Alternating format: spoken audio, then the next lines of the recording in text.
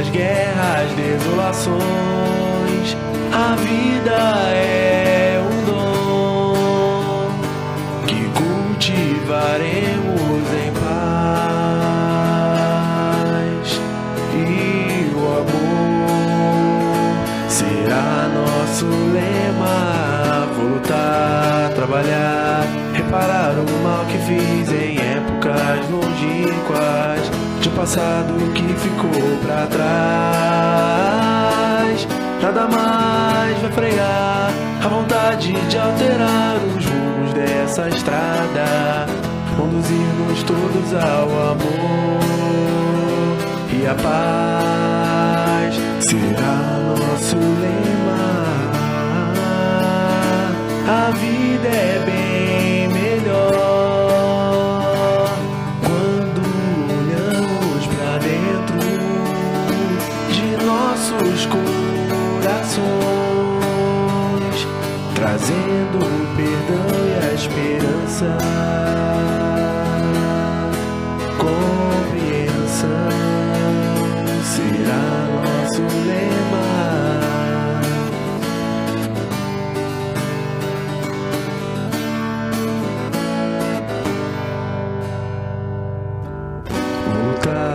Trabalhar, reparar o mal que fiz em épocas longínquas, de passado que ficou pra trás. Nada mais vai frear a vontade de alterar os rumos dessa estrada, conduzir-nos todos ao amor. Vou lutar, trabalhar, reparar o mal que fiz em épocas longínquas, de um passado que ficou pra trás. Nada mais vai frear a vontade de alterar os rumos dessa estrada, conduzir-nos todos ao amor, e a paz será nosso lema. Será nosso lema. A paz será nosso lema.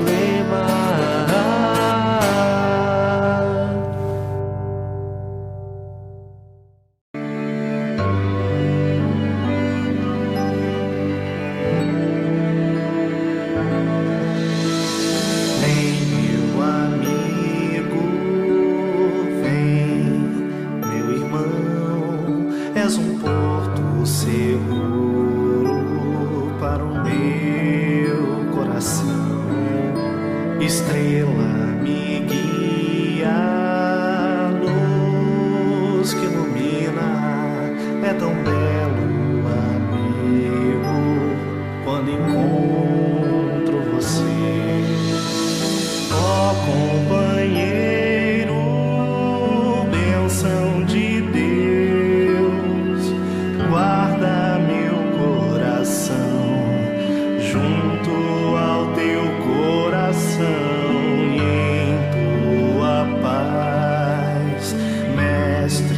Jesus abençoa nós, amigos, a caminho da luz.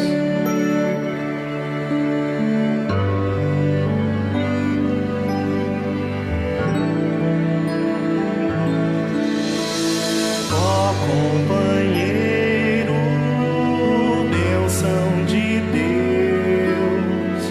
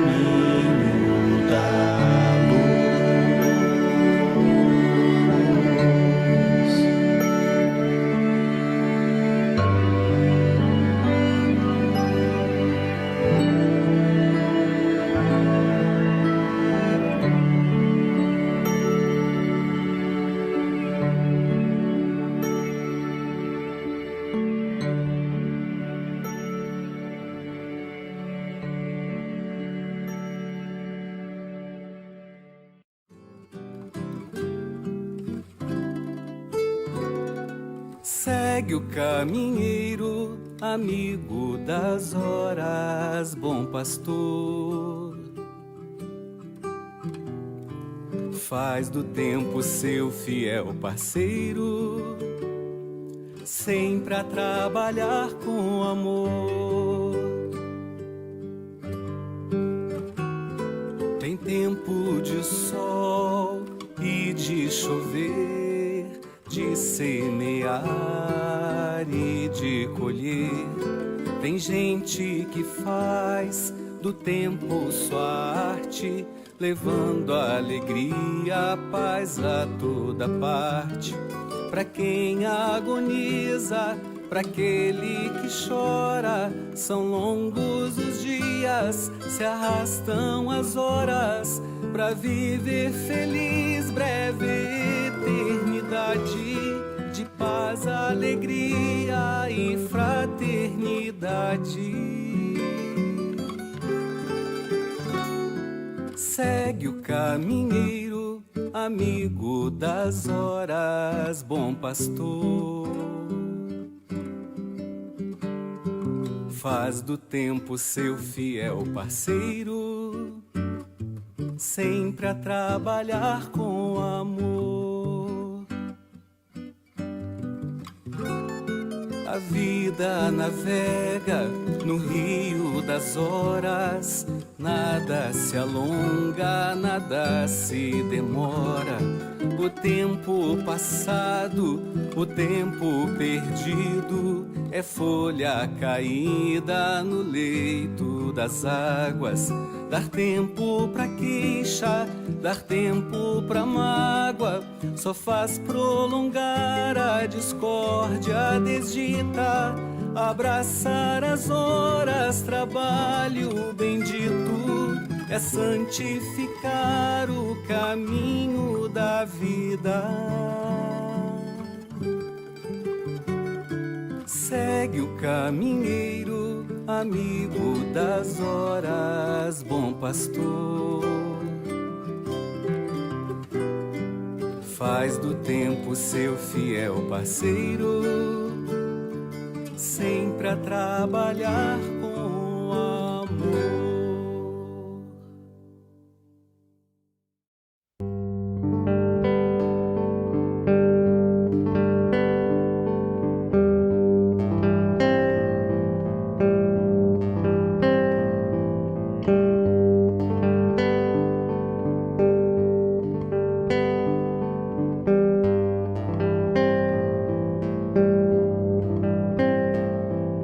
Mestre Jesus,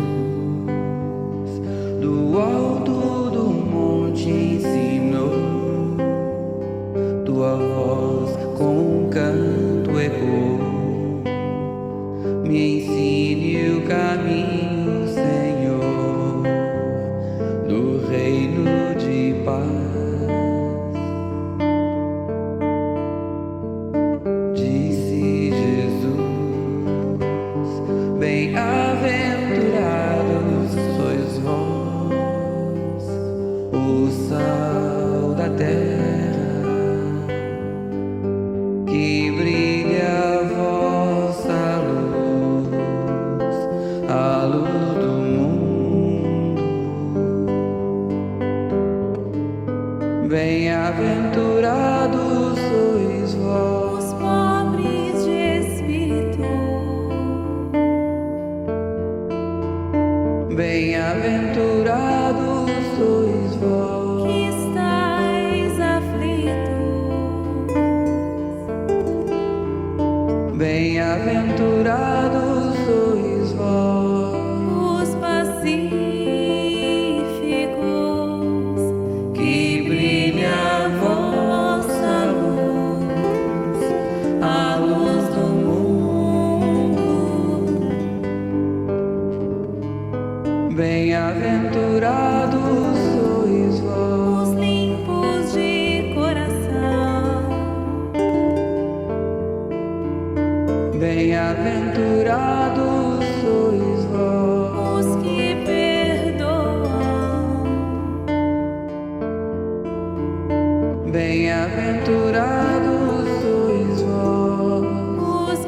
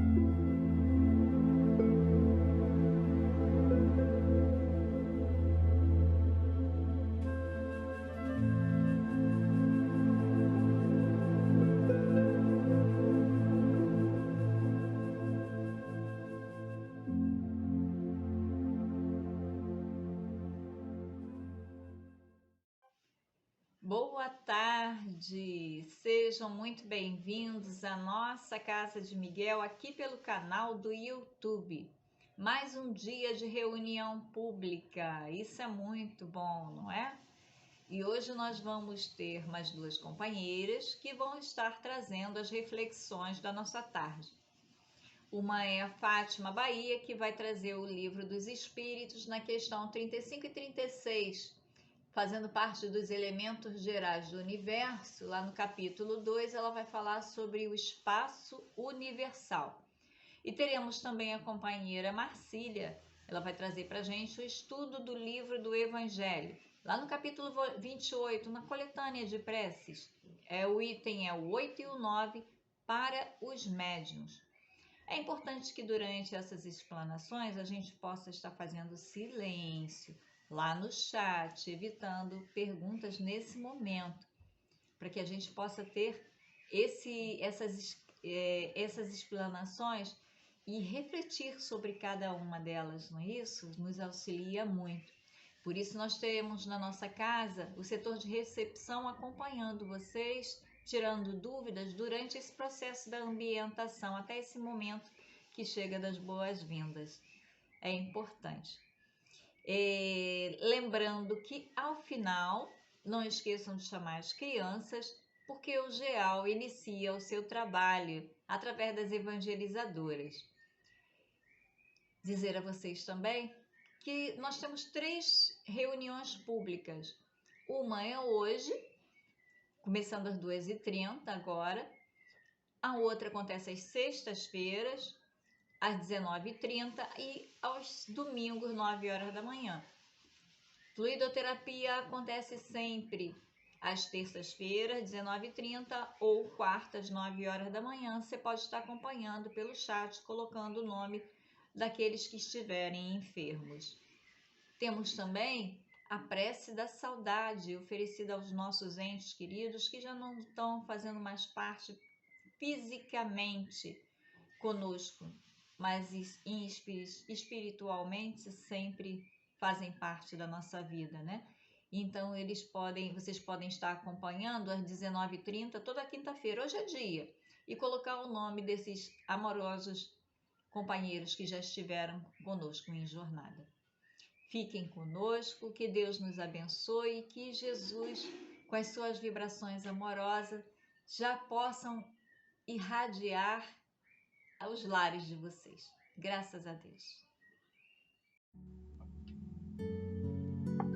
Do livro Caminho, Verdade e Vida, psicografia de Francisco Cândido Xavier, pelo Espírito Emmanuel. Lição 47. A grande pergunta. E disse-lhe Jesus: E por que me chamais Senhor, Senhor, e não fazeis o que eu digo? Está no Evangelho de Lucas, capítulo 6, versículo 46. Em lamentável indiferença, muitas pessoas esperam pela morte do corpo a fim de ouvirem as sublimes palavras do Cristo. Não se compreende, porém, o motivo de semelhante propósito. O Mestre permanece vivo em seu evangelho de amor e luz. É desnecessário aguardar ocasiões solenes para que lhe ouçamos os ensinamentos sublimes e claros. Muitos aprendizes aproximam-se do trabalho santo, mas desejam revelações diretas. Teriam mais fé, asseguram displicentes, se ouvissem o Senhor de modo pessoal em suas manifestações divinas. Acreditam-se merecedores de dádivas celestes e acabam considerando que o serviço do Evangelho é grande em demasia para o esforço humano e põem-se à espera de milagres imprevistos sem perceberem que a preguiça sutilmente se lhes mistura à vaidade, anulando-lhes as forças. Tais companheiros não sabem ouvir o Mestre Divino em seu verbo imortal. Ignoram que o serviço deles é aquele a que foram chamados, por mais humildes lhes pareçam as atividades a que se ajustam. Na qualidade de político ou de varredor, num palácio ou numa choupana, o homem da terra pode fazer o que lhe ensinou Jesus.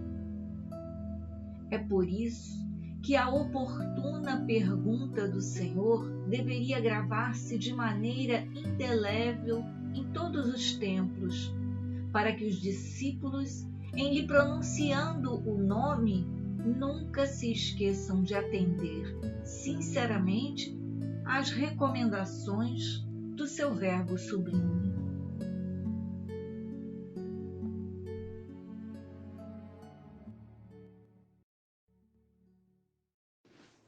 Graças a Deus, querido Mestre Jesus, te agradecemos por tudo, te agradecemos por mais esse encontro, pela oportunidade da reflexão, do estudo, da troca, do auxílio dos mentores espirituais da Casa de Miguel. E te rogamos ainda, Mestre Jesus, que esta reunião da tarde de hoje transcorra com muita paz, e que essa paz possa chegar a todos os corações que estejam sintonizados com teu amor. Que os amigos espirituais, Miguel, Catuíte, as irmãs Margaridas, com suas vibrações amorosas, possam envolver a todos nós, encarnados e desencarnados. Que essas vibrações de amor possam chegar a todos os corações necessitados. Pedimos, Deus nosso Pai, Jesus nosso Mestre, que vocês possam nos dar a permissão para iniciarmos a reunião da tarde de hoje. Que assim seja, graças a Deus e graças a Jesus.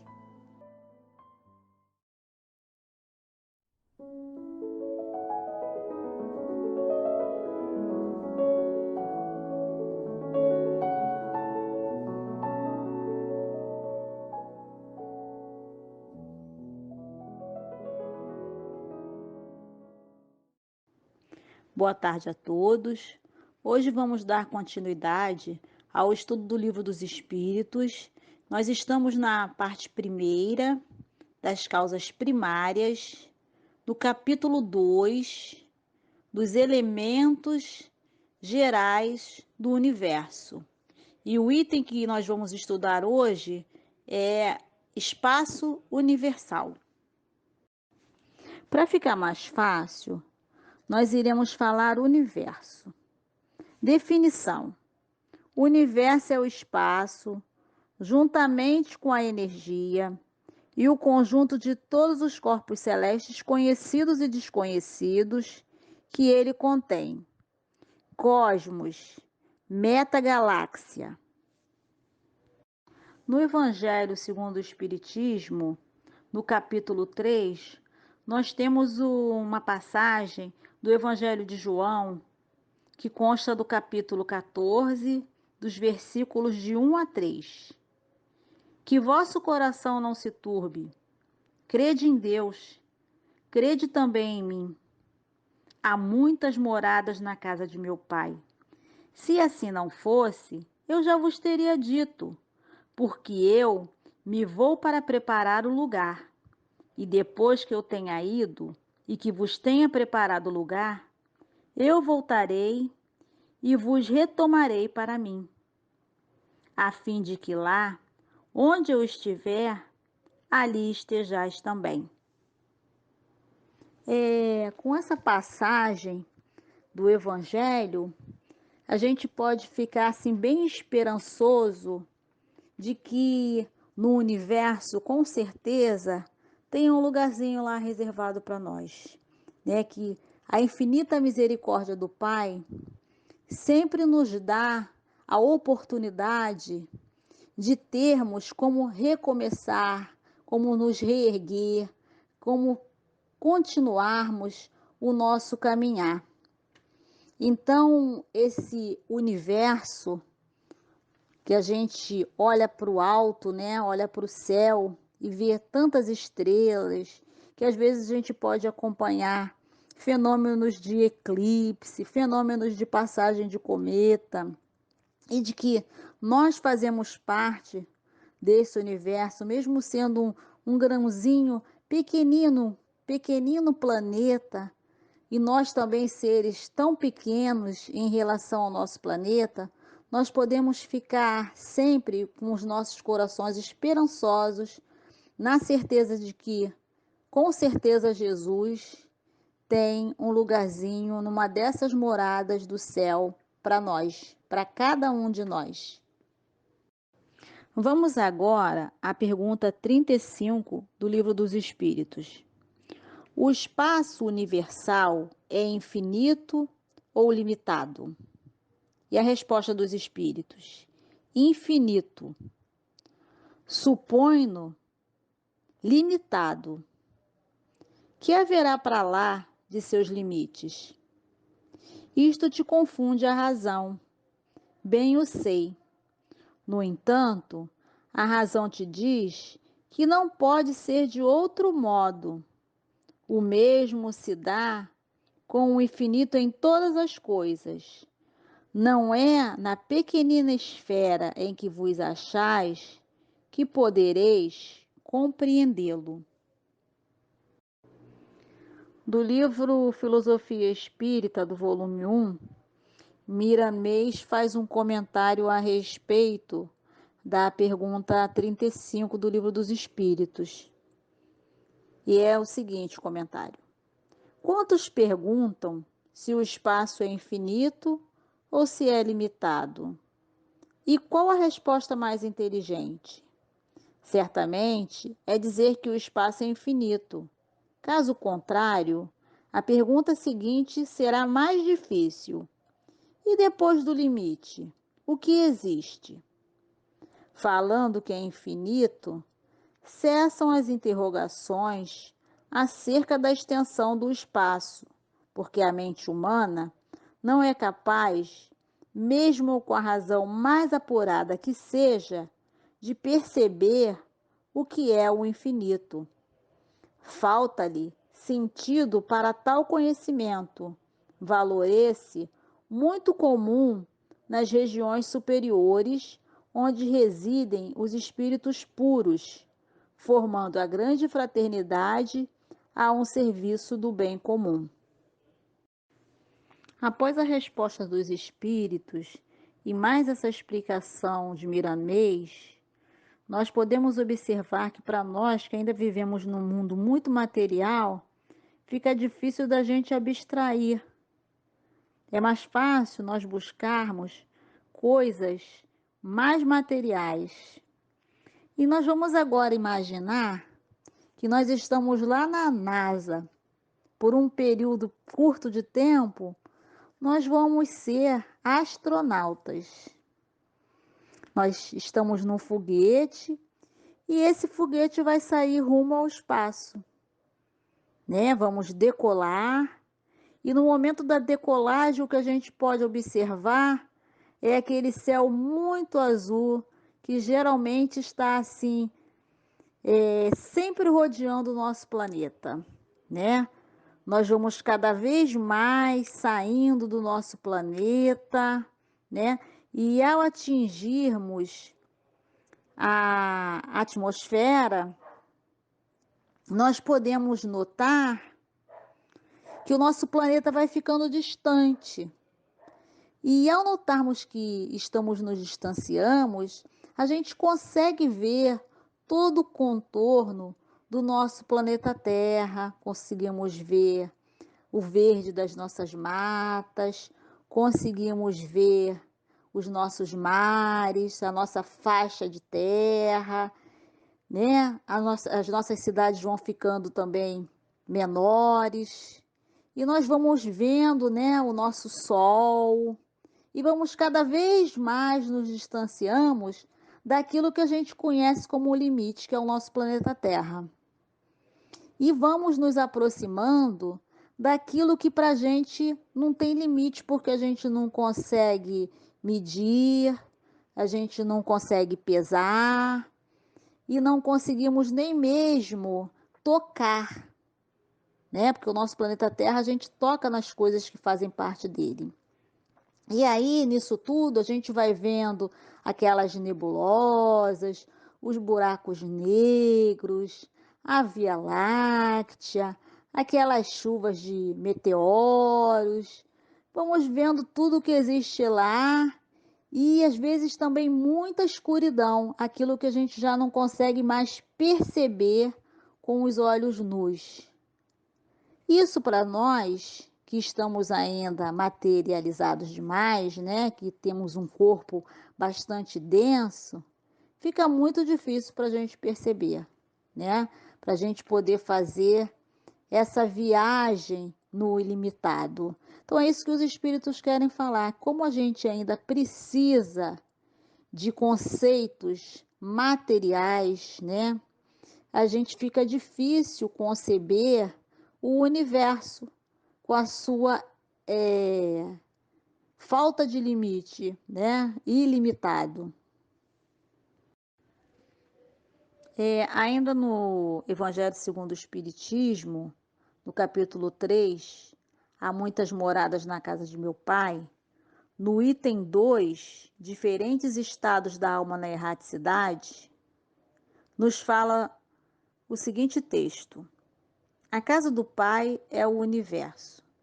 As diferentes moradas são os mundos que circulam no espaço infinito e oferecem aos espíritos encarnados moradas apropriadas ao seu adiantamento.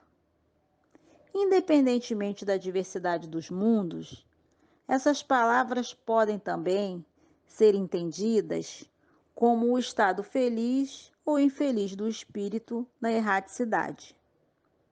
Segundo ele seja mais ou menos depurado e desligado dos laços materiais, o meio em que se encontra, o aspecto das coisas, as sensações que experimenta, as percepções que possui, variam ao infinito, enquanto que uns não podem se distanciar da esfera em que viveram, outros se elevam e percorrem o espaço e os mundos. Enquanto certos espíritos culpados erram nas trevas, os felizes gozam de uma claridade resplandecente e do sublime espetáculo do infinito. Enquanto, enfim, que o mal, atormentado de remorsos e de lamentações, frequentemente só, sem consolação, separado dos objetos da sua afeição, geme sob o constrangimento dos sofrimentos morais. O justo, reunido àqueles que ama, goza as doçuras de uma indizível felicidade. Lá também há, pois, várias moradas, embora não sejam nem circunscritas nem localizadas. Hoje nós já entendemos que quando estamos na erraticidade, né, esse espaço entre uma encarnação e outra, a gente pode utilizar para refletir, para reavaliar, para pensar de que forma a gente pode fazer diferente. Mas como o texto mesmo diz, há várias moradas na casa do nosso Pai, né? A gente pode também avaliar nessa palavra que pode ser o nosso estado de espírito, né? Aonde é que eu vou colocar ali o meu pensamento? Se eu vivi na Terra revoltado, infeliz, com certeza quando eu despertar para a vida espiritual, eu vou despertar da mesma forma, eu não vou me transformar só porque eu perdi meu corpo carnal, né? Se eu fui aqui grata, feliz, me esforcei para melhorar, quando eu chegar lá do outro lado da vida, né, no plano espiritual, com o meu corpo espiritual, eu vou estar com as mesmas emoções que eu tive aqui na Terra. Então, eu vou fazer parte daquele mundo que eu mesmo estou construindo enquanto vivo aqui na Terra, né? Dos sentimentos que eu estou tendo, das sensações, de como eu estou percebendo o mundo, de como eu estou construindo a minha vida material, né? Então, em consequência, eu vou levar para a vida espiritual tudo que eu já vivo hoje, porque eu vou continuar sendo o mesmo espírito que eu era quando encarnado, ao desencarnar. Supondo-se um limite ao espaço, por mais distante que a imaginação o coloque, a razão diz que além desse limite, alguma coisa há, e assim, gradativamente até ao infinito, porquanto, embora essa alguma coisa fosse o vazio absoluto, ainda seria espaço.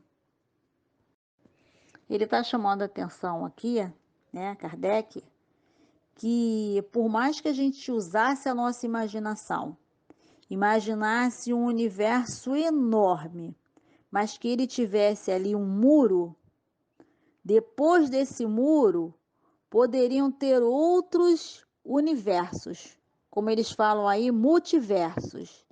E depois disso tudo, o que haveria, né? Não seria uma coisa limitada, seria além, mesmo que fosse aqui, como ele fala, o vazio absoluto. Seria um vazio mesmo? O vácuo absoluto existe em alguma parte no espaço universal? Resposta dos espíritos: não, não há o vácuo. O que te parece vazio está ocupado por matéria que te escapa aos sentidos e aos instrumentos. Se nós recorrermos aqui no próprio capítulo que estamos estudando, no item 22, que fala de espírito e matéria, nós vamos ver tudo explicadinho que a gente precisa entender. Então, a pergunta 22 do Livro dos Espíritos. Define-se geralmente a matéria como sendo o que tem extensão, o que é capaz de nos impressionar os sentidos, o que é impenetrável.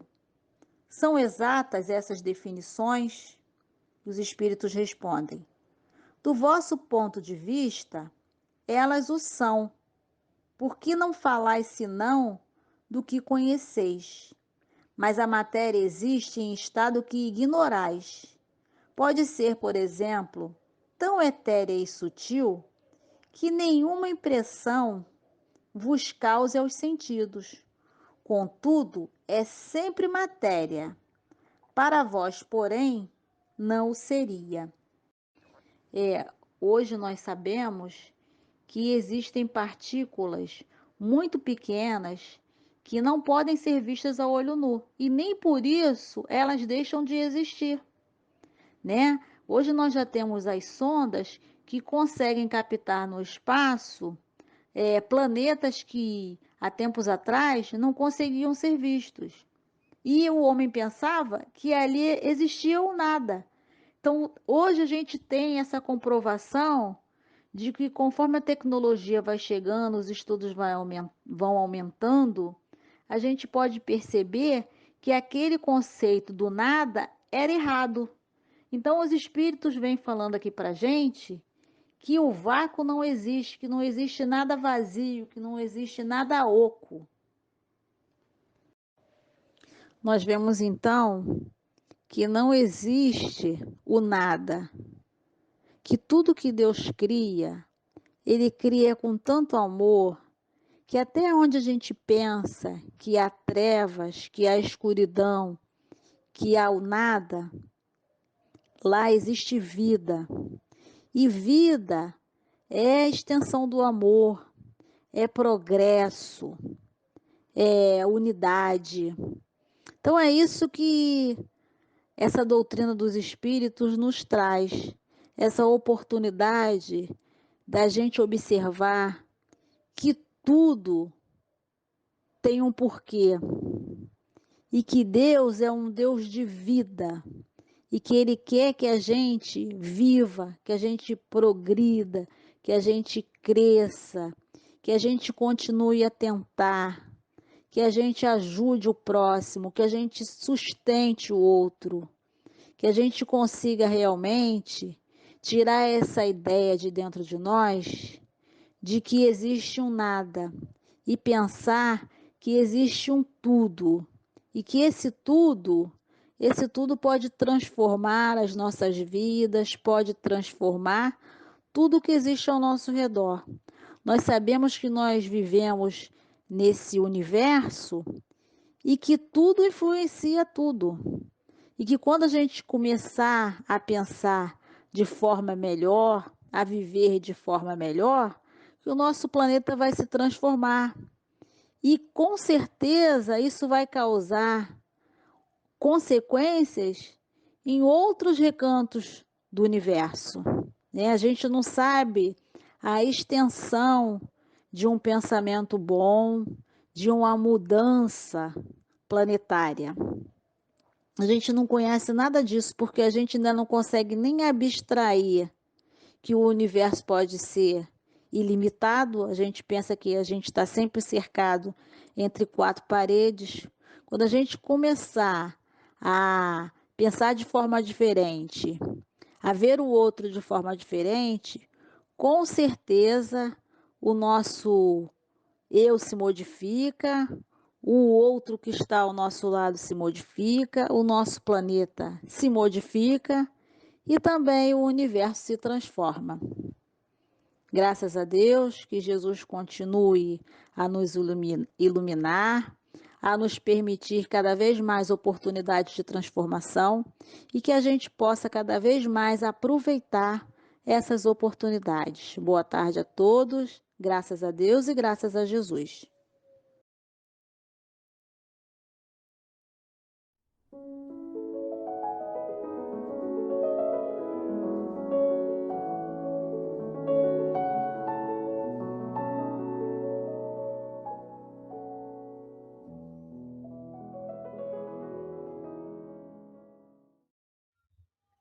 Olá, boa tarde, tudo bem com vocês? Meu nome é Maria Marcília e hoje a gente vai dar continuidade ao estudo do Evangelho segundo o Espiritismo. Estamos no capítulo 28 da coletânea de preces espíritas e a gente vai falar um pouquinho sobre as preces para os médiuns.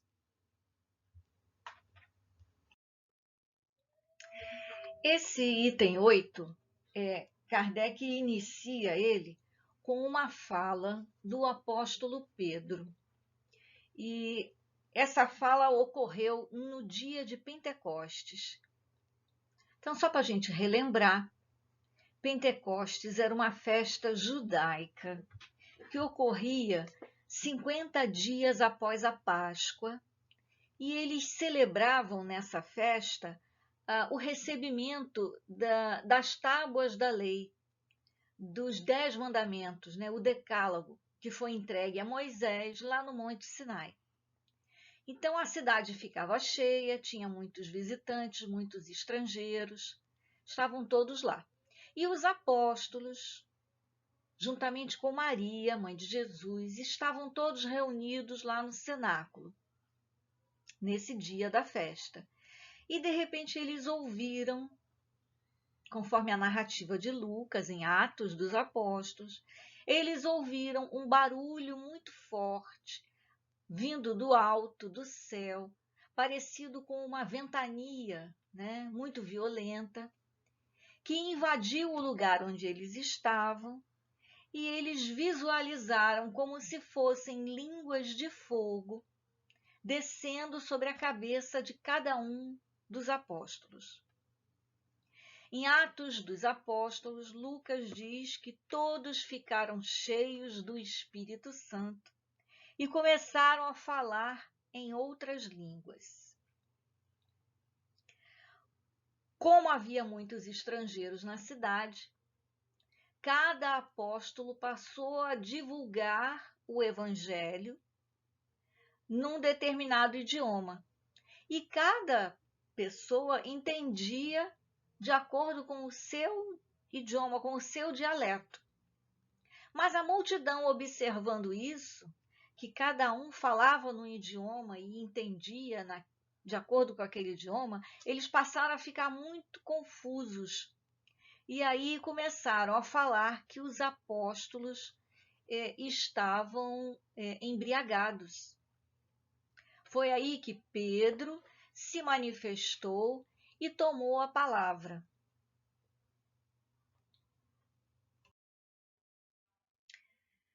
Diz-se que Pedro foi envolvido pelas forças superiores e discursou sob forte inspiração. Kardec colocou aqui um pequeno trecho desse discurso de Pedro, que foi bem maior. E esse aqui corresponde à fala do profeta Joel, que foi de 400 anos antes de Cristo. Pedro disse assim: estes homens não estão embriagados, como vós pensais. Mas isto é o que foi dito pelo profeta Joel. Nos últimos tempos, diz o Senhor, derramarei do meu espírito sobre toda a carne. Vossos filhos e filhas profetizarão. Vossos jovens terão visões, e vossos velhos sonharão. Nesses dias, derramarei do meu espírito sobre meus servos e minhas servas, e eles profetizarão. Mas, afinal, o que a doutrina espírita fala para a gente sobre tudo o que ocorreu aos apóstolos no dia de Pentecostes, lá no cenáculo?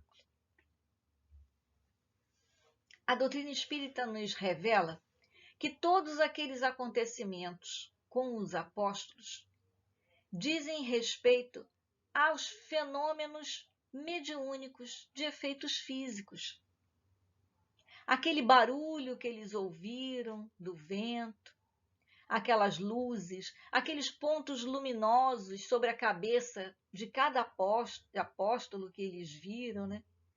Tais pontos luminosos nada mais eram do que espíritos que, pela sua luz, pelo seu brilho, né, foram percebidos pelos apóstolos em forma de línguas de fogo. E quando Lucas narra que todos ficaram cheios do Espírito Santo e começaram a falar em outras línguas, temos aí também a ocorrência de outro fenômeno mediúnico chamado xenoglossia, que é a mesma coisa que mediunidade poliglota, que é uma faculdade pela qual o médium fala ou escreve um idioma que ele não conhece, uma língua estrangeira.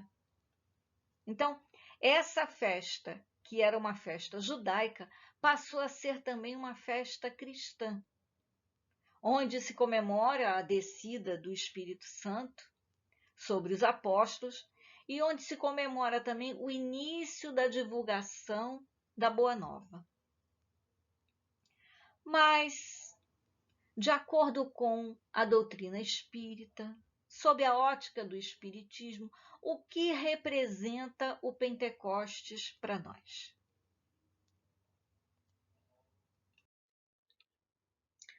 O item 9, Kardec inicia então com o seguinte texto: quis o Senhor que a luz se fizesse para todos os homens e que a voz dos espíritos penetrasse por toda a parte. É com esse objetivo que os espíritos se manifestam hoje por toda a terra e que a mediunidade, revelando-se entre as pessoas de todas as idades e de todas as condições, constituem um sinal de que os tempos chegaram. Olha que interessante.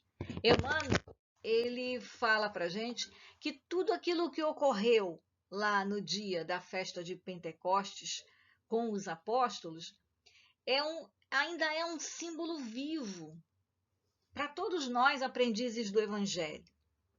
Aquelas dádivas recebidas, né, pelos apóstolos, elas continuam sendo distribuídas em todos os cantos da terra. Olha que bonito.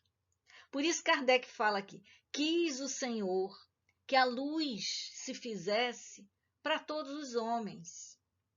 Quis Deus, né, que a luz se fizesse. Como é que a luz se faz para todos os homens? Se não é através da mediunidade. É através da mediunidade que os espíritos falam conosco. Deus quis que a voz dos espíritos penetrasse em toda parte. Mediunidade não é privilégio de A, B ou C, não é? E para ser médium, e aqui a gente abre um parêntese, né? Lembrando que todos nós somos médiums, como diz Kardec lá no Livro dos Médiuns, todos somos mais ou menos médiums, né? Aqui a gente está tratando da mediunidade ostensiva, dos médiums ostensivos, que são aqueles que têm a faculdade, né, da vidência, da audiência, da clarividência, etc. Então, para ser médium, não existe pré-requisito de idade, de cor, de sexo, de religião, de nacionalidade, não é? O que ocorreu com os apóstolos lá na festa do Pentecostes, né, que foi aquela eclosão da mediunidade, foi uma ação organizada pelo plano espiritual. Porque aquilo ali transformou aquele grupo, transformou os apóstolos, que antes eles estavam assim inseguros e temerosos, né? Então, aquele dia, essa eclosão da mediunidade, essa dádiva recebida que Emmanuel cita, transformou esses apóstolos com bom ânimo, com coragem, com mais disposição e confiança para divulgar a boa nova.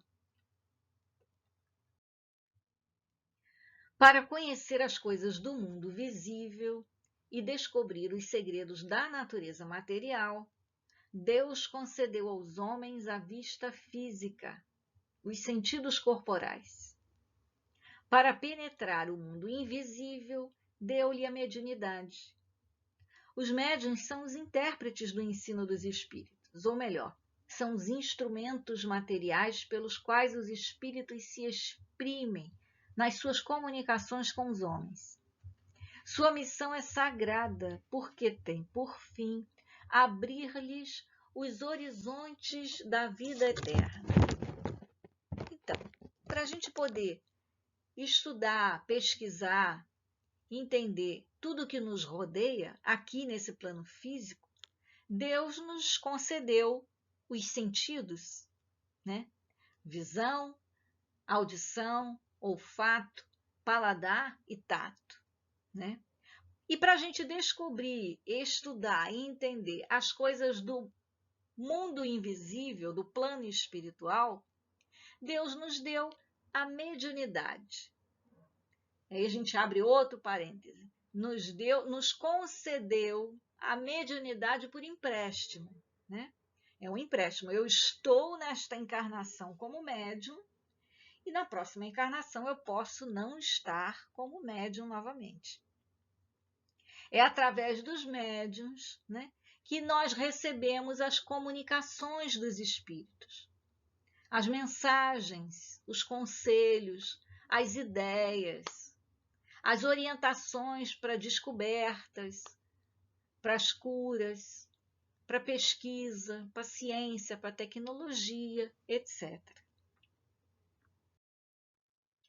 Os espíritos vêm instruir o homem sobre o seu futuro, para conduzi-lo ao caminho do bem, e não para poupar-lhe o trabalho material que lhe cabe neste mundo, para o seu próprio adiantamento, nem para favorecer as suas ambições e a sua cupidez. Aquele que compreende a gravidade do mandato de que se acha investido, cumpre-o religiosamente.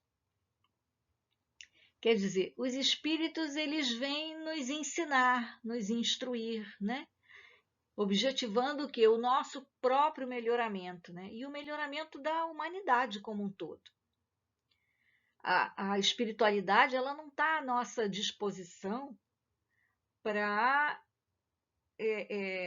nos responder questões financeiras, emocionais, né?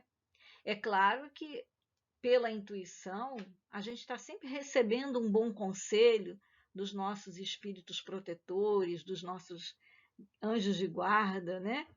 Mas a gente precisa entender que a mediunidade é uma missão sagrada e deve ser usada objetivando o quê? A caridade, o melhoramento do médium e o melhoramento da humanidade.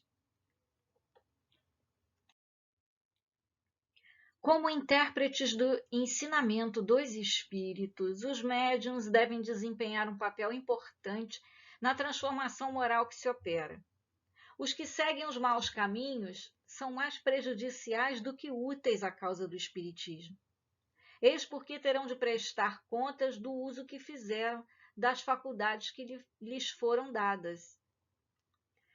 Então, ele aqui está dizendo da importância dos médiuns como intérpretes dos espíritos nesse momento em que o planeta está deixando de ser um planeta de provas e expiações para ser um planeta de regeneração, porque está ocorrendo essa transformação moral. Os que seguem os maus caminhos são mais prejudiciais. Aqueles médiuns que utilizam a mediunidade para outros fins, senão o da caridade e do melhoramento individual e coletivo, eles prejudicam, eles fazem um marketing negativo à causa do espiritismo, à doutrina espírita. Eis porque terão de prestar contas do uso que fizeram das faculdades que lhes foram dadas, né? Porque essas faculdades nos são concedidas por empréstimos para a caridade, para o bem ao semelhante. A gente tem no livro Os Mensageiros, André Luiz nos fala sobre o centro de mensageiros lá no Ministério da Comunicação. E ele fala da preparação que é feita lá, de um curso que prepara os médiuns para encarnarem no planeta, né? E para quê? Para difundir esperanças e consolos, instruções e avisos em diversos setores aqui do planeta. Mas ele também diz que saem milhares de mensageiros, mas são muito raros os que triunfam. Então, aqueles que não utilizarem bem as suas faculdades que lhes foram dadas para o bem do próximo e o bem a si mesmo, terão de prestar contas do uso que fizeram delas. O médium que não quer perder a assistência dos bons espíritos deve trabalhar pela sua própria melhoria. O que deseja que a sua faculdade se engrandeça e desenvolva, deve engrandecer-se moralmente. Se os bons espíritos às vezes se servem de instrumentos perfeitos, é para bem aconselhá-los. Mas se encontram corações endurecidos e se os seus conselhos não são ouvidos, retiram-se e os maus têm então o campo livre. Os médiuns têm que sempre objetivar a sua própria melhoria. E como é que eles conseguem isso? Como é que nós conseguimos isso? Através do estudo, do trabalho na caridade, da prática do evangelho, da prece, mas principalmente do esforço. Essa é uma palavrinha mágica, né? A vontade, o desejo de se melhorar, esse esforço, essa intenção de se melhorar, é muito bem apreciada pelos bons espíritos. E assim a gente não perde a assistência deles, porque eles estão vendo que a gente está se esforçando, mesmo que a gente não consiga. Não é? O médium que deseja que sua faculdade se engrandeça e desenvolva, deve engrandecer-se moralmente. Se eu quero que a minha mediunidade floresça, amadureça, se desenvolva, eu preciso me engrandecer moralmente. Eu preciso ser mais humilde, ser mais generoso, ser mais paciente, ser mais benevolente, né? E procurar sempre essa melhora nesse esforço. Quando os bons espíritos percebem que os seus conselhos não são ouvidos por nós, porque eles nos dão muitos conselhos, né? Seja através da intuição, da inspiração, seja durante o sono físico, que ali eles conversam muito conosco, nos dão muitos bons conselhos, mas quando eles percebem que esses conselhos não são ouvidos, eles retiram-se e os maus têm então o campo livre. Porque a espiritualidade respeita o nosso livre-arbítrio, respeita as nossas escolhas, né? O médium que compreende o seu dever, em vez de orgulhar-se de uma faculdade que não lhe pertence, atribui a Deus o que de bom consegue obter. Se suas comunicações merecem elogios, ele não se envaidece com isso, por saber que elas independem do seu mérito pessoal, e agradece a Deus haver permitido que os bons espíritos se manifestassem através dele. Trata, então, de adquirir essas qualidades e pede, pela prece, a força que lhe falta. Então, o médium que compreende o seu dever. Qual é o dever do médium? Utilizar a mediunidade para a caridade, para a ajuda ao próximo, para o seu melhoramento individual e para o melhoramento da humanidade. O médium que compreende isso, ele não se orgulha, ele não fica orgulhoso, achando que ele é o bambambam, porque ele sabe que essa faculdade lhe foi concedida por empréstimo e que tudo o que ele obtém através dessa faculdade, ele atribui a Deus. Olha que legal. Se suas comunicações merecem elogios, ele não se envaidece, porque ele agradece a Deus, porque é Deus que está permitindo que bons espíritos se manifestem através dele, através das suas faculdades, que as comunicações boas, instrutivas, chegam através dele graças à permissão de Deus, não é? Então, Kardec encerra aqui esse item para os médiuns, e olha o que Kardec fala aqui. Trata, então, está falando assim, médium, você médium, nós médiuns, trata, então, de adquirir essas qualidades e pede pela prece a força que lhe falta. E Kardec preparou uma prece e colocou uma prece para a gente muito legal. Vamos ver como é que é. Para encerrarmos, então, esse item do Evangelho segundo o Espiritismo, vamos todos juntos sentir essa prece de coração. Começa assim.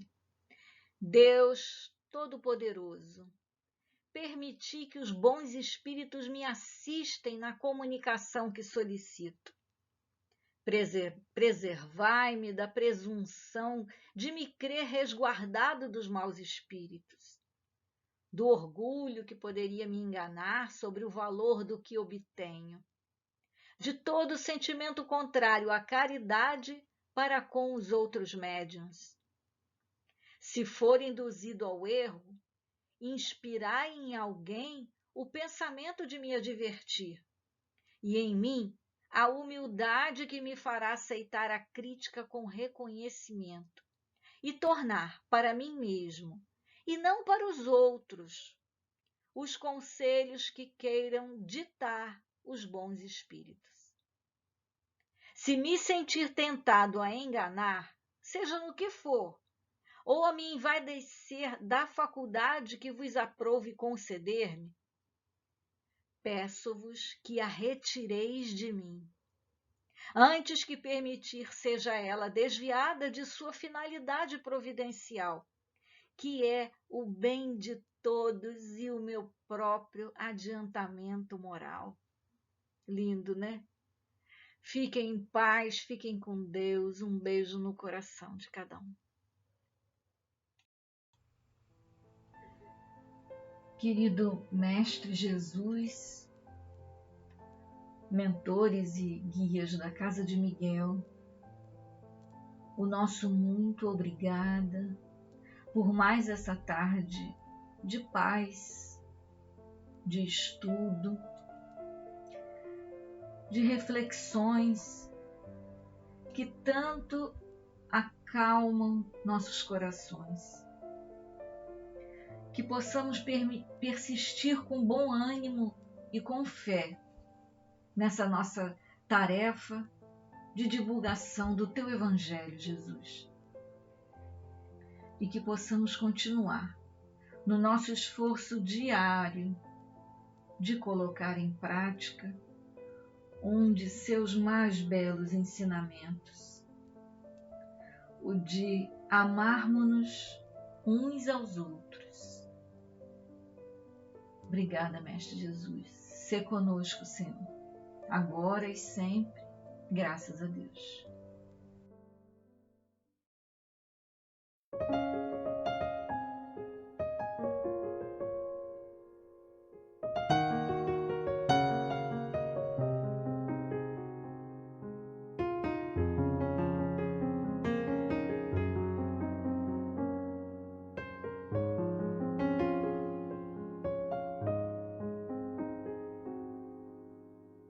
Onde você estiver, cante comigo a canção. Vamos falar de amor. Abra seu coração. Como é bonita a vida, se a dor vem de visita. Cante, se a luz se apagar, não se espante, que o sol nascerá no outro instante, e os sonhos não vão terminar.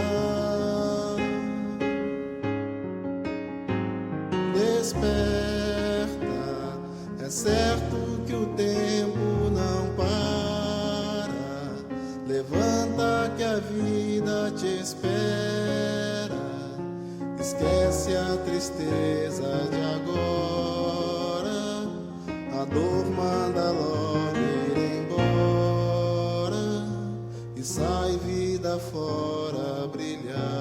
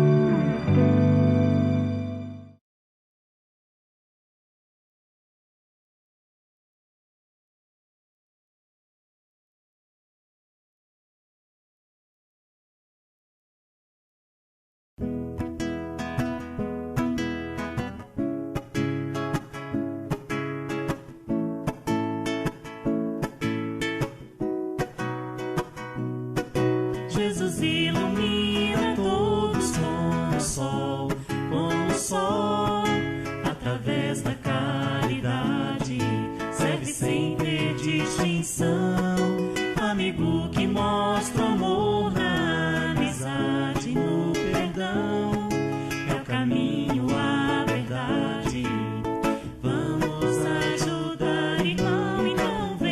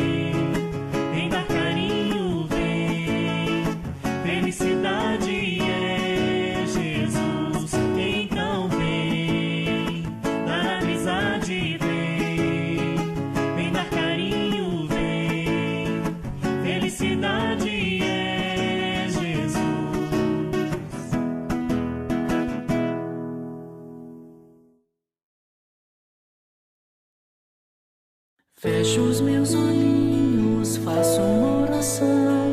Este é meu jeitinho de falar com Deus, com o coraçãozinho cheio de gratidão. Este é meu jeitinho de falar com Deus. Peço com carinho, paz e proteção. Este é meu jeitinho de falar com Deus. Lembro do irmãozinho em dor e aflição. Este é meu jeitinho de falar com Deus.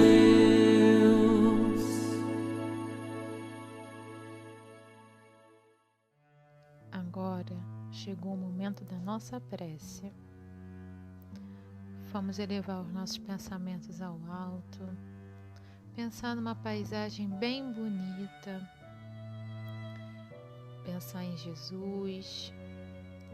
Vamos agradecer para o nosso Pai, Deus, ter nos concedido a cada um talentos e aptidões diferentes, para que assim nós consigamos ajudar uns aos outros, sempre caminhando um passo a mais para a evolução, mais perto de Deus, mais perto do nosso irmão Jesus.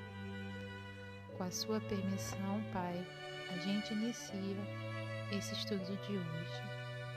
Graças a Deus. Olá, queridos. Espero que todos estejam bem, assim como eu estou. O tema do estudo de hoje é uma pergunta muito interessante. Por que nascemos com diferentes aptidões? Alguém aí sabe o que quer dizer aptidão? Então, aptidão é a habilidade ou capacidade de realizar uma tarefa de forma correta. E para entender um pouquinho mais sobre esse assunto, vamos a uma demonstração. Estão vendo esse balde aqui e esse copo? Então, qual é a função do balde? Ter água para poder colocar roupa de molho, ter água para fazer a limpeza do ambiente, entre outras coisas. E o copo? O copo para ter água para bebermos. São utilidades diferentes desses dois, não é? Na parte terceira do Livro dos Espíritos, temos a pergunta 804. Por que Deus não deu as mesmas aptidões a todos os homens? Por quê? E aí os espíritos respondem. Deus criou todos os espíritos iguais. A diferença está no grau de experiência e na vontade, que é o livre-arbítrio. Daí decorre que uns se aperfeiçoam mais rápido do que outros, o que lhes dá aptidões diversas. A mistura dessas aptidões é necessária, e quando um não faz, vem o outro e faz. Cada um tem a sua função útil, cada um de nós. Nós não somos robôs, cada um tem seu tempo de aprendizado. Uns aprendem mais rápido, outros pouco mais devagar, necessitando do auxílio do outro.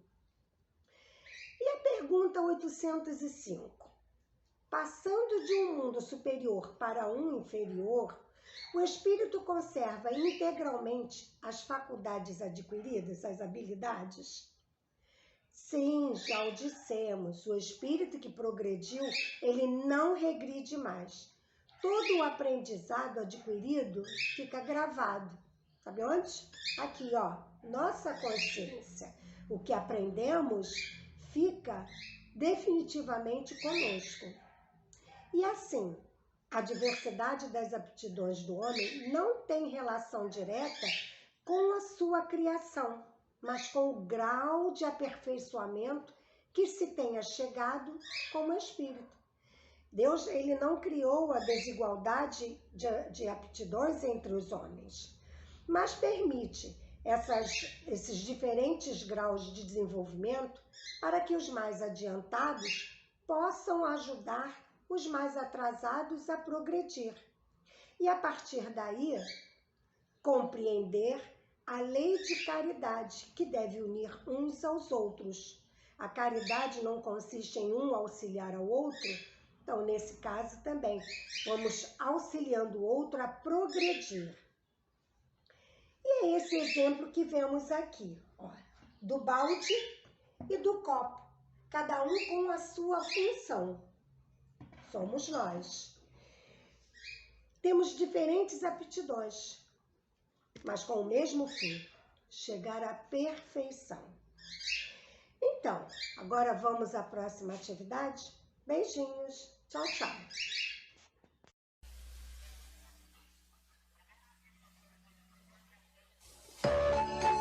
A parábola dos talentos.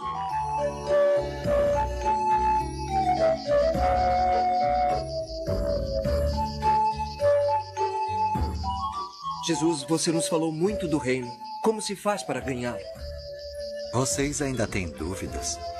Pensem então o quanto será difícil para os outros que não me conhecem bem. Você fala com frequência através de parábolas para se fazer entender. Fale mais esta vez. Então falaremos de dinheiro. Muito dinheiro. De talentos, que é o nosso dinheiro. Eu nem sequer consigo imaginar quanto vale um talento. Sei que corresponde ao pagamento de 6.000 dias de trabalho para alguém como eu. Todavia, procurem imaginar.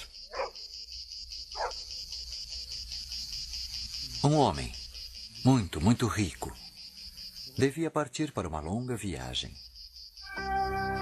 Preocupado com seus bens, mandou chamar alguns de seus mais fiéis empregados.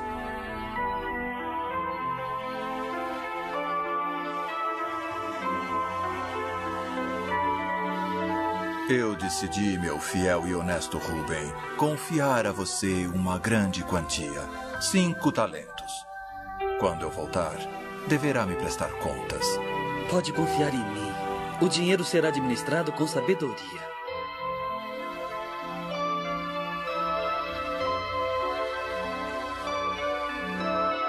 Você deverá administrar 2 talentos.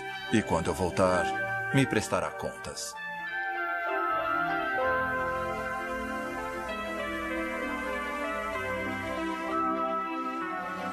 Você administrará 1 talento.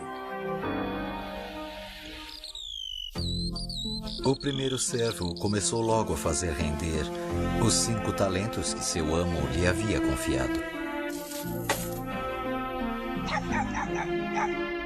O segundo agiu da mesma maneira, procurando fazer frutificar os 2 talentos recebidos.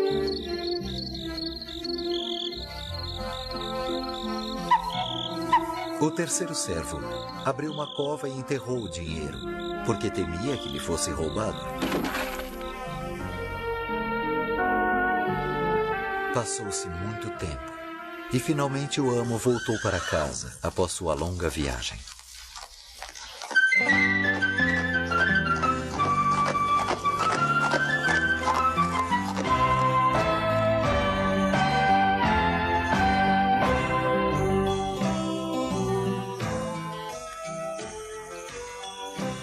Por ocasião de sua viagem, recebi 5 talentos para administrar.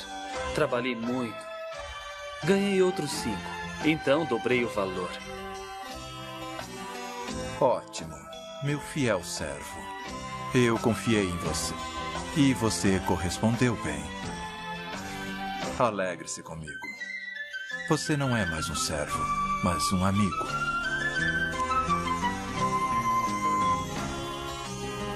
Você confiou em mim deixando-me 2 talentos.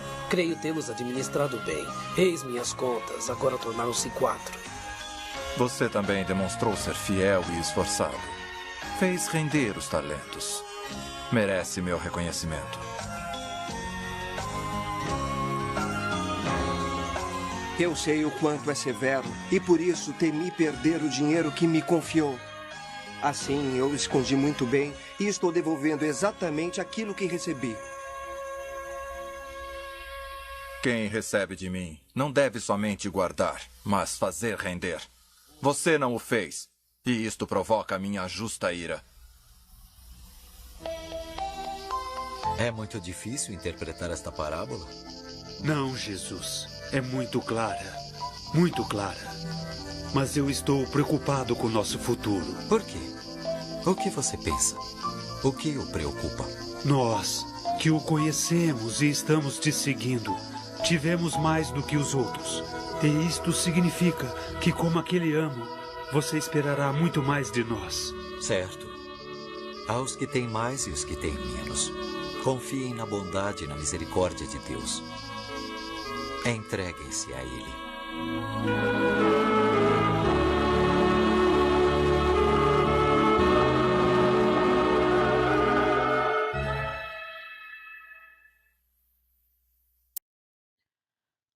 Oi, galerinha, todos bem? Vimos um desenho muito legal, né? Nele, Jesus contava a parábola dos talentos. E vocês sabem o que é parábola? Bem, parábola é uma história com significados escondidos que nem sempre estão tão clarinhos assim, não, sabe? Mas que a gente pode desvendar e aplicar como conhecimento para muitas áreas da nossa vida. Vejam vocês a palavra talento, por exemplo. Como Jesus estava lá conversando com as pessoas, ele foi falar de algo que as pessoas conheciam. E talento, na época de Jesus, era o dinheiro deles, a moeda, assim como é o real para o Brasil, o dólar para os Estados Unidos, a libra para os ingleses. Ele foi falar de coisas da vida, do dia a dia, do dinheiro, do trabalho, coisas que todo mundo passa. Mas hoje, mais do que isso, talento significa a capacidade de fazer bem alguma coisa. E assim Jesus contou para a gente a história de um homem muito rico que distribuiu seus talentos entre os seus funcionários antes de viajar. Mas como a gente também conversou com vocês, hoje os talentos são muito mais do que dinheiro. São essas possibilidades, essa capacidade que a gente tem de fazer as coisas muito bem feitas. Alguns têm talento para música e cantam maravilhosamente bem, com vozes que fazem a gente imaginar que está no céu, ouvindo um coro de anjos. Tem gente que faz uma comidinha tão gostosa. Ai, a comidinha da minha vovó, que delícia! Eu tenho uma amiga que faz um bolo de chocolate que é, nossa, uma delícia. E assim a gente vai percebendo que cada um tem um talento único. Ou seja, nós também recebemos talentos quando viemos para o mundo. Mas por que será que existe essa desigualdade das aptidões? Ou seja, por que existe essa desigualdade nos talentos? Tem gente que faz tanta coisa bem e tem gente que ganha, que nem o moço da história, uma moedinha só. Sabe o que diz o Livro dos Espíritos? Eles perguntaram isso. Kardec perguntou, por que Deus não deu os mesmos talentos para todo mundo? Por que Deus não nos ajudou dando para todos nós as mesmas possibilidades? Mas os espíritos dizem que sim, que Deus criou todo mundo igualzinho. Só que tem gente que se esforça mais do que o outro. E que, na verdade, já conseguiu esses talentos em outras reencarnações aqui na Terra. E que tudo aquilo que a gente aprende e fica realmente gravado no nosso espírito, a gente não perde nunca mais.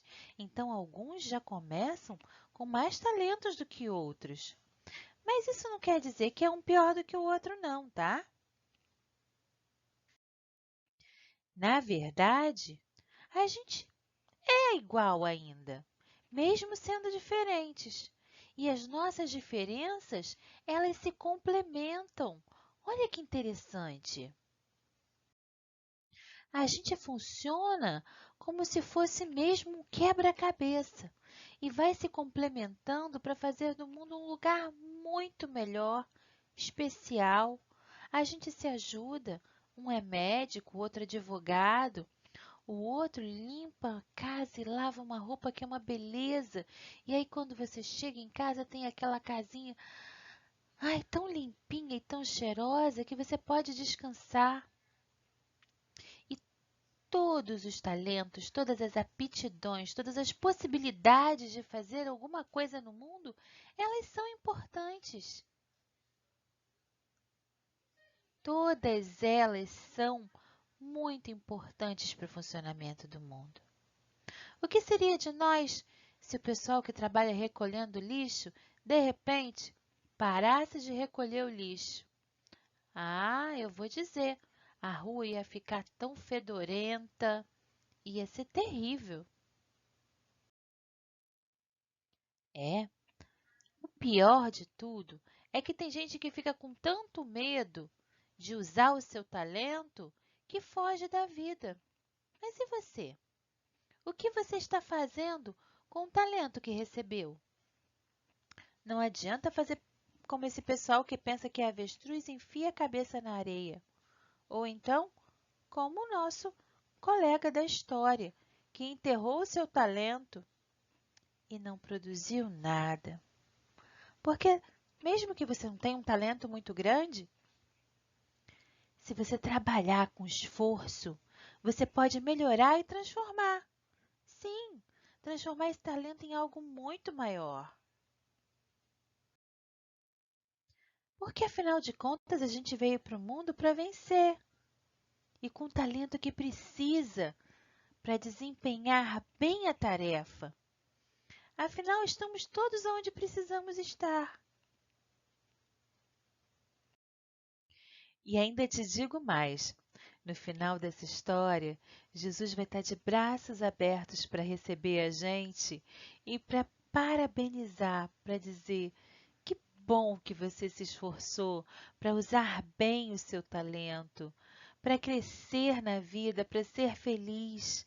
Você usou o talento que tinha e multiplicou em bem, em trabalho, em esperança, em força de vontade, porque é para isso que a gente vive, para multiplicar os nossos talentos e fazer do mundo um lugar muito melhor para se viver.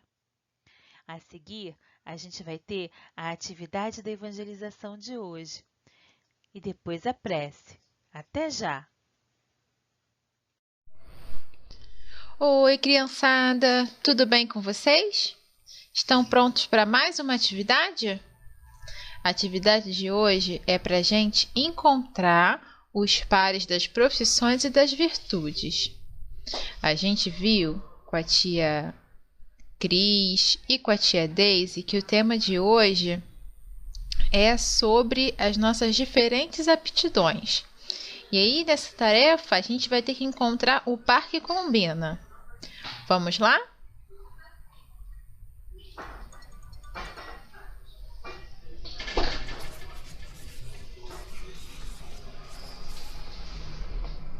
Vou escolher um papelzinho. E aí, a gente vai ter que encontrar nesses outros papéis qual é o par. O primeiro é generosidade. Muito importante, é uma virtude muito importante, que a gente se preocupa com o nosso semelhante.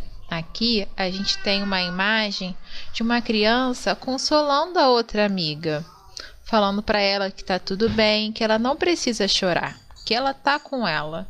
E isso é ser generosa, é ser generoso. Vamos ver se a gente acha o outro par? Encontramos. Esse aqui é um médico, uma profissão muito importante. Não encontramos, encontramos a professora. Aqui a gente encontrou a virtude da caridade. É um menino ajudando uma senhora a atravessar a rua. Não, eu acho que a professora estava aqui. Achamos a professora. Uma profissão também muito importante, que nos ensina muito na escola. Achamos a profissão do bombeiro. Não. Esse aqui é o dentista. Vamos ver se a gente acha. Caridade, bombeiro. Acho que eu já sei onde tá.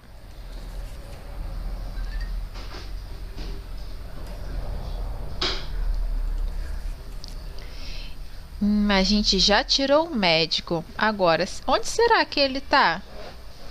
Será que ele tá aqui? Não, aqui é o dentista. Será que ele tá aqui?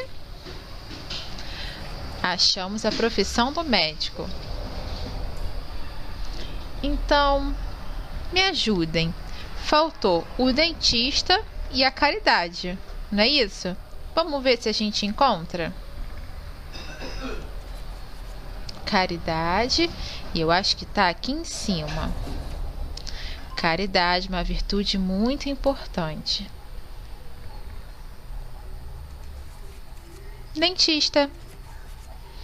É aquela profissão que a gente não gosta de visitar, mas ela também é importante. Pronto, nós completamos o joguinho. O link do jogo, ele vai estar na seção pública, na descrição da seção pública. Espero que vocês tenham gostado e que joguem bastante. Um beijo no coração de todos e até a próxima semana. Tchau, tchau. Jesus, mestre querido, muito obrigado pela oportunidade de estudo, de reflexão e de conscientização de tudo de bom que temos dentro da gente, a construir, a desenvolver, numa ação contínua, lenta, mas contínua. Persistir sempre. Muito obrigado, Senhor. Que façamos a nossa parte, que façamos o bem com dedicação. Obrigado, mestre querido, que possamos então encerrar o nosso estudo de hoje. Muito obrigada. Graças a Deus.